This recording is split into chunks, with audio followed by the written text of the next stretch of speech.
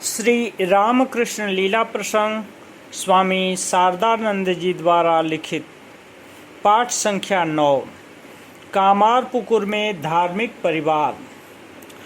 क्षुदीराम जी के दोनों भाइयों का विवरण।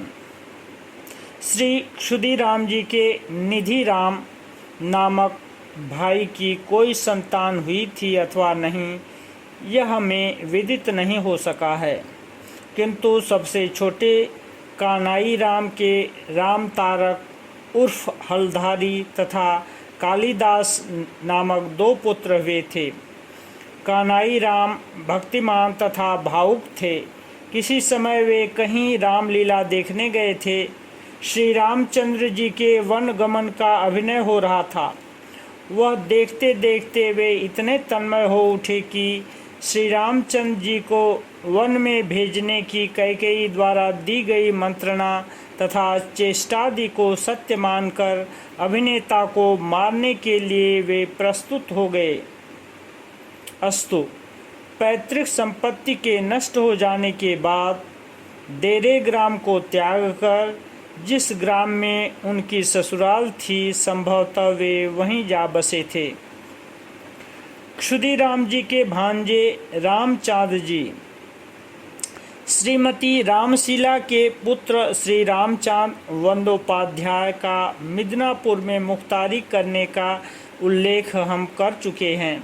इस पेशे के द्वारा मिदनापुर में रहकर वे 2-4 पैसे कमाने लगे।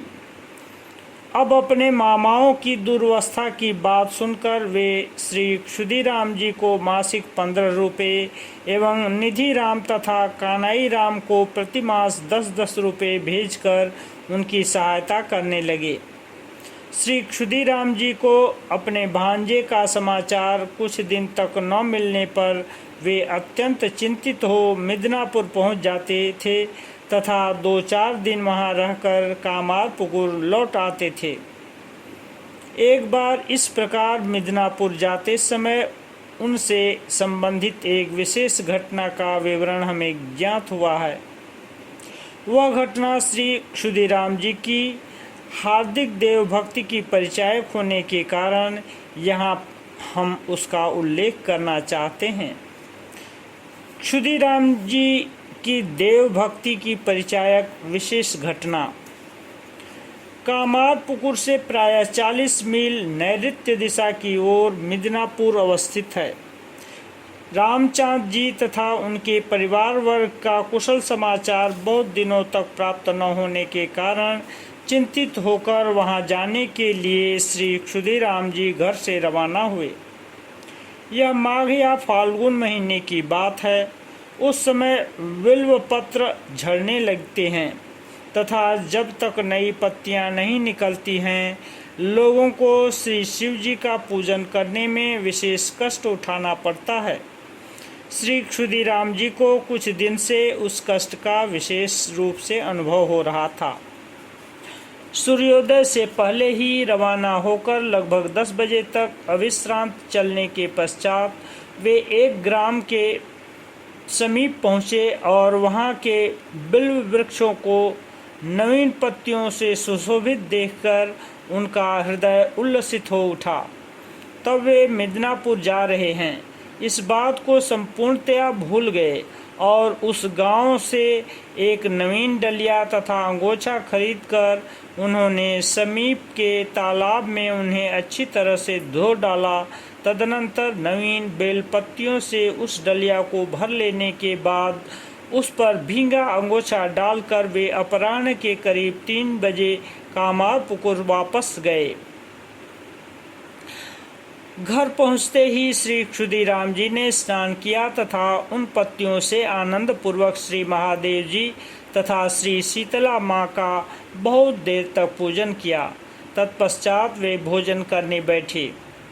श्रीमती चंद्रा देवी को उस समय अवसर मिलने पर उन्होंने मिदनापुर न जाने का कारण पूछा और आद्योपांत घटना सुनकर जब उन्हें यह विदित हुआ कि नवीन बिल्व पत्रों से देवार्चन करने की इच्छा से ही वे इतनी दूर से लौट आए, तो वे आश्चर्यचकित हो गईं। दूसरे दिन प्रातःकाल श्री क्षुदीराम जी पुनः मिदनापुर के लिए रवाना हुए। राम कुमार जी और कात्यायनी का विवाह। इस प्रकार कामारपुकुर में श्री क्षुदीराम जी के 6 वर्ष बीत गए। उनके पुत्र राम कुमार जी की आयु उस समय 16 वर्ष तथा कन्या कात्यायनी की 11 वर्ष थी। कन्या विवाह योग्य हो गई है, यह देखकर श्री क्षुदीराम जी वर खोजने लगे। कामारपुकुर से वायव्य दिशा में 1 कोस की दूरी पर अवस्थित आनुड़ गांव के श्री केनाराम बंदोपाध्याय को कन्या संप्रदान की तथा केनाराम जी की बहन के साथ अपने पुत्र राम कुमार का उन्होंने विवाह किया। निकटवर्ती ग्राम की संस्कृत पाठशाला में व्याकरण तथा साहित्य का पाठ समाप्त कर उस समय राम कुमार जी स्मृति शास्त्र का अध्ययन कर रहे थे। सुखलाल गोस्वामी की मृत्यु इत्यादि। क्रमशः 4 वर्ष बीत गए। श्री रघुवीर की कृपा से श्री क्षुदीराम जी का संसार उस समय पहले की अपेक्षा अधिक सुचारू रूप से चल रहा था तथा वे भी निश्चिंत हृदय से श्री भगवान की आराधना में निरत हुए। इन 4 वर्ष की घटनाओं में से एक तो यह है कि राम कुमार जी स्मृति शास्त्र का अध्ययन समाप्त कर घर की आर्थिक उन्नति के लिए यथासाध्य सहायता करने में प्रवृत्त हुए, और दूसरी घटना यह है कि क्षुदीराम जी के परम मित्र सुखलाल गोस्वामी का उसी बीच किसी समय देहांत हो गया।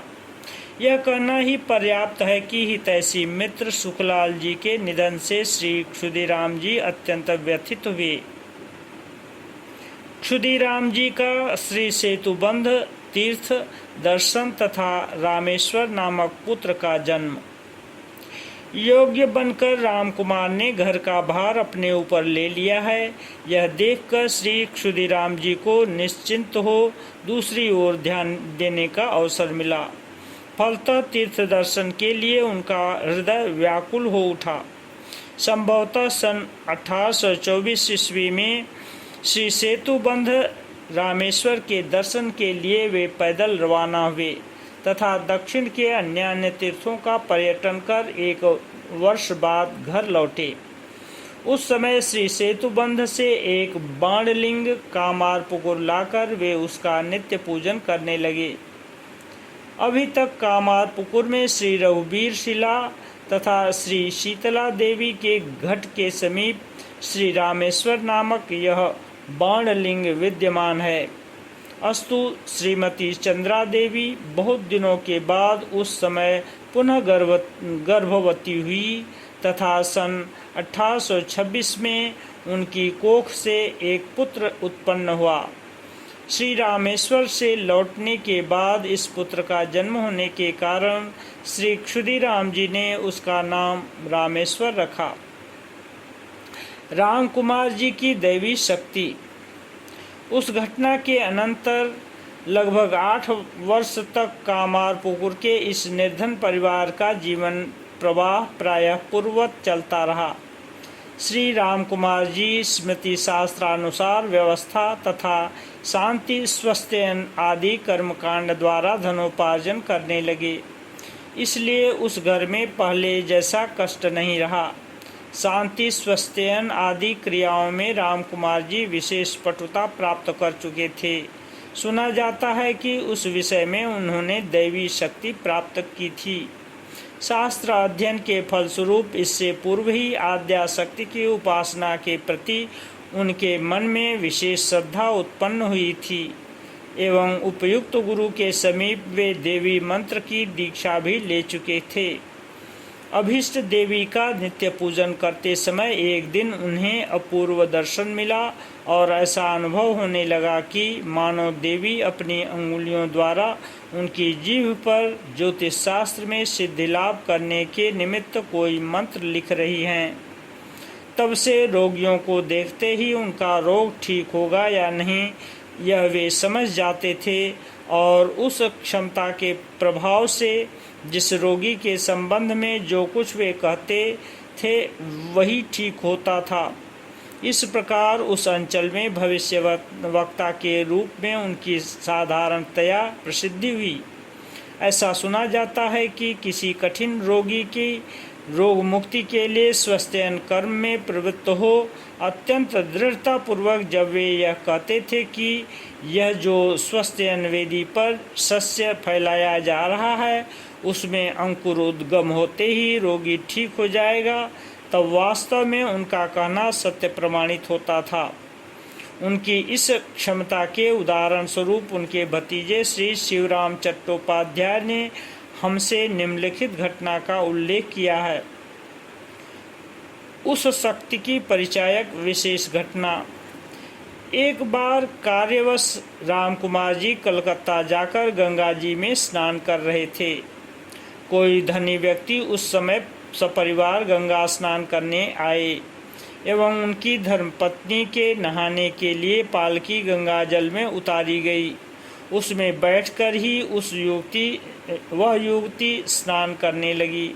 ग्रामवासी रामकुमार जी ने पहले कभी इस प्रकार स्त्रियों की मर्यादा रक्षा का दृश्य नहीं देखा था, अतः विस्मित होकर उस ओर वे देखने लगे। उनकी दृष्टि क्षण मात्र के लिए पालकी में अवस्थित उस युवती पर जा पड़ी। पूर्ववत दैवी शक्ति के प्रभाव से उसकी मृत्यु की बात उन्हें विदित होते ही आक्षेप के साथ वे कह उठे, हाय, आज जिसे इतने समारोह के साथ न लाया जा रहा है, कल उसे सबके सम्मुख गंगा जी में प्रवाहित करना पड़ेगा।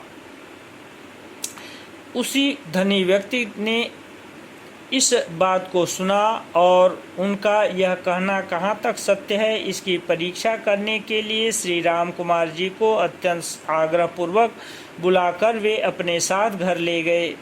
घटना असत्य साबित होने पर राम कुमार जी को विशेष रूप से अपमानित करने का ही उनका इरादा था। युवती पूर्ण स्वस्थ होने के कारण इस प्रकार की घटना की कोई संभावना उस समय वास्तव में दिखाई नहीं दे रही थी, किंतु राम कुमार जी ने जो कहा था अंत में वही हुआ और अत्यंत सम्मान के साथ उन्हें दक्षिणादि देने को वे बाध्य हुए। उस शक्ति की परिचायक राम कुमार जी की धर्म पत्नी संबंधी घटना। अपनी धर्म पत्नी के भाग्य को देखकर भी किसी समय राम कुमार जी ने एक अशुभ भविष्यवाणी की थी। कुछ काल बाद वह घटना भी यथार्थ प्रमाणित हुई। हमने सुना है कि उनकी सहधर्मिणी सुलक्षणा थीं। संभवतः सन 1820 में राम कुमार जी पाणी ग्रहण कर जिस दिन अपनी 7वीं वर्षीय धर्मपत्नी को कामारपुकुर लाए, उस दिन से उनकी भाग्योन्नति होने लगी। उनके पिताजी के निर्धनतापूर्ण संसार में तभी से परिवर्तन होना प्रारंभ हुआ, क्योंकि उसी समय से श्री क्षुदीराम जी के मिदनापुर निवासी भांजे श्री रामचांद जी वंदोपाध्याय उन्हें मासिक सहायता देने लगे। जब किसी स्त्री अथवा पुरुष का किसी घर में प्रथम आगमन होता है, उस समय वहाँ शुभ फल दिखाई देने पर हिंदू परिवार के सभी लोग उन्हें श्रद्धा तथा प्यार की दृष्टि से देखने लगते हैं। इस बात को सभी जानते हैं। विशेषकर राम कुमार जी की बालिका पत्नी उस निर्धन संसार की एकमात्र पुत्र वधू थीं, अतः उस बालिका का सभी की विशेष स्नेह पात्री बनना कोई आश्चर्य की बात नहीं थी। हमने सुना है कि इस प्रकार अत्यधिक स्नेह के फलस्वरूप उनमें विभिन्न सद्गुणों के साथ ही साथ अहंकार तथा आज्ञा पालन न करने की भावना भी जागृत हुई थी, किंतु इन दोषों को देखकर भी कोई कुछ कहने का, उनके संशोधन के लिए प्रयास करने का साहस नहीं करता था। कारण यह था कि सब लोग यह सोचते थे कि उनमें इन सामान्य दोषों के रहते हुए भी उनके आने के कारण ही घर की उन्नति हुई है। अस्तु, कुछ दिन बाद रामकुमार जी ने अपनी युवती धर्मपत्नी को देखकर कहा था, यह यद्यपि सुलक्षणा है, किंतु गर्भ संचार होते ही इसकी मृत्यु अनिवार्य है। इसके बाद दीर्घ काल तक जब उनकी पत्नी गर्भवती नहीं हुई, तब उनको बंध्या मानकर वे निश्चिंत रहे। किंतु 35 वर्ष की आयु में उनकी पत्नी का प्रथम तथा अंतिम बार के लिए गर्भ संचार हुआ तथा सन 1849 में 36 वर्ष की अवस्था में एक अत्यंत रूपवान पुत्र प्रसव करने के पश्चात वे दिवंगत हुईं। उस पुत्र का नाम अक्षय रखा गया। यद्यपि यह बहुत बाद की घटना है, फिर भी सुविधा के लिए यहीं इसका उल्लेख किया गया है। ओम शांति शांति शांति।